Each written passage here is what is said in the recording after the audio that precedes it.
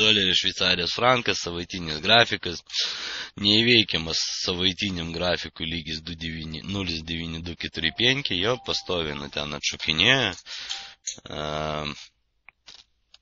Ir dabar, koks variantas. Laukiam vėl grįžimo prie šitos trendinės linijos, jo maždaug kažkur tai 9,450, 70 ir ten jau žiūrėsim, ką daryti. Savaitinis kol kas toks į tokį flatai. Jau 1, 2, 3, 4, 5, 6, 7 savaitės mes čia stojam. Niekur šiaip, atrodo, kad ir judam, bet iš tikrųjų 200 punktų diapazonė mes stojam. Todėl, nuo kraštų flato galima bandyti dirbti.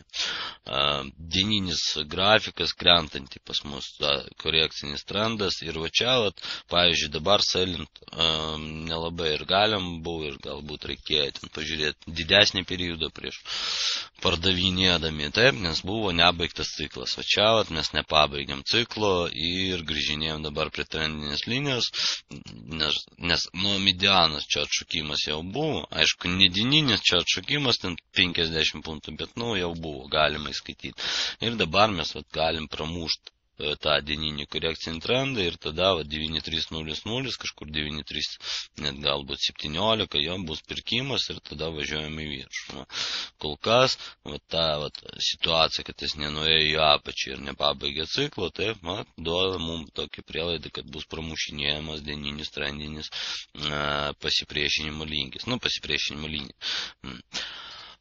Ką daryti čia šitoj situacijai? Pirmas variantas, matom 9,20, čia 9,210, 16, stiprus palaikymas, stiprus palaikymo lygis čia sustobda. Jeigu dar kartą grįž, galim pabandyti užsipirkti. Arba antras variantas, laukiam dieninės žvakės pramušimo, grįžimas čia 9,317, 14, irgi pirkimas. Stopas 100 punktų, profitus apie 150 ir net 200 punktų galima laukti. Ketvirtuko periodas vėlgi. Buvo pastatyti tokia FIBA, taip matom, buvo nuo 23 nelabai toks ir panorėjo atšokinėti, judėjimą nepratėsi, tie prie 3,8 irgi nelabai norėjo atšokti, tie iki 50 atšoko tik iki 23 ir tai jau visi signalai, kad mes krist nenorim, mes norim augti. Taip. Vienintelis tik tai klausimas, kodėl mes neatšokam nuo šitos gražios ir tokios aiškiai matomos oranžinės medianos. Ja? Čia pagal spigliukus jinai ir čia pagal kūnus jinai. Ja? Čia mes turėjom duoti atšokimą bent 230 punktų, bet matom, kad tokia irgi gan didelė žvakė, kuri greičiausiai netechninės, mes čia 2 dienas miegojom, ir čia šiandien kažkas čia pažadino. Ja, tai klausimas kas, biški vėliau atsiras ta informacija. Tas sandoris franko, tai buvo daug signalų čia pardavimui ir iš viršaus trendinė linija pagal aiškiai matomus taškus ir iš apačios projekcija, taip ir lygis ir jį prakirto net nepastebėjo 30 punktų žvakę, nors, pavyzdžiui, aš, kai susiformavo šitas doržas, galvojau, kad mes jau į viršų neįsim. Aš galvojau, mes krysim, jau važiuosime apačią ir ateisim iki čia iki pirkimų, bet, nuvažiavom į viršų. Stoplosą dar nesuvalnė, bet greičiausiai jau suvalnės. Nors žiūrėsim. Čia ne frankas juda, čia ne svaras juda, čia ne euras juda, čia juda tik tai doleris. Padarėjai? Sela? Aišku. Tada aišku, kodėl jisai čia neatidirba, tada suprantama, visi klausimai išspręsti, taip, tada tu kitą kartą rašyk į Skype, kad aš darysiu sandorį, mes perspėsim tada visus kitus, kad nedarytų. Ne, aišku, juokauju, bet taip kažkodėl sutampa. Ką dabar daryti? Ką dabar daryti su franku, tai vienas iš variantų, palauk, kol Laura užsidarys ir tada pirkti. Antras iš variantų, sakysim, nieko nedaryti.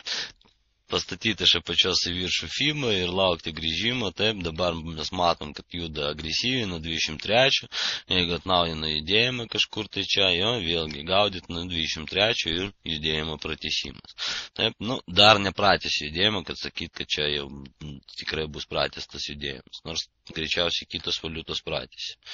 Jo, svaras taip, euras taip, frankas dar ne.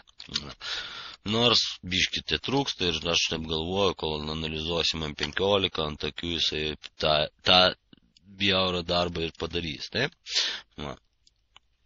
Matom, kad paskutinis judėjimas agresyvus, dabar jeigu atnaujinimas, vėl dirbam pagal paskutinį judėjimą ir nuo 23 galim pagauti franko pirkimą. Daugiau variantų kažkokių laukti, galima aišku laukti, kad viskas tas judėjimas į viršų apsiramins ir tada nuo 9291 kažkur, tai 9295 galima tokį gražesnį pirkimą jau daryti, nes bus grįžimas prie medianos ir čia, aišku, geresnė įėjimo vieta, bet čia turi būti jau ignoruotas tas judėjimas, kuris buvo, taip. Na ir dar vienas iš negražių tokių variantų, kad čia įvyko pramušimas ir grįžimas prie piglių pramuštos linijos jau buvo ir atidirba 50 punktų.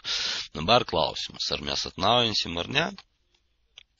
Didelis toks ir labai svarbus klausimas. Šiandien viskas, kita apžvalga, kitą savaitę antradienį. Ja? Arba gal penktadienį pats užrašysiu, įdėsiu į YouTube. Ačiū už dėmesį. Visą geriausią.